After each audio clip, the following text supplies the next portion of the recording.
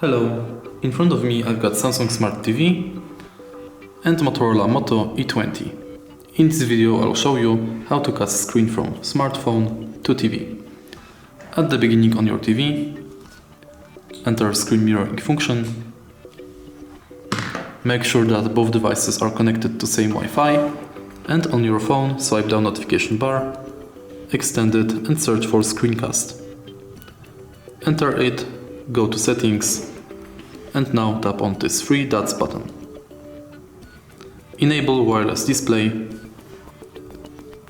and now select your TV.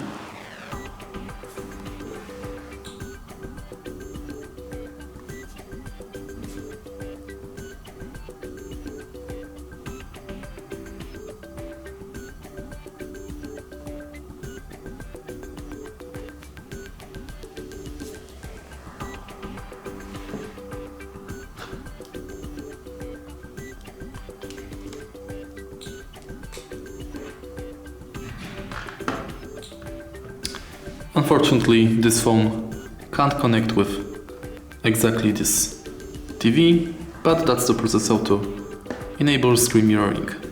If you find this video helpful, please leave like, comment and subscribe.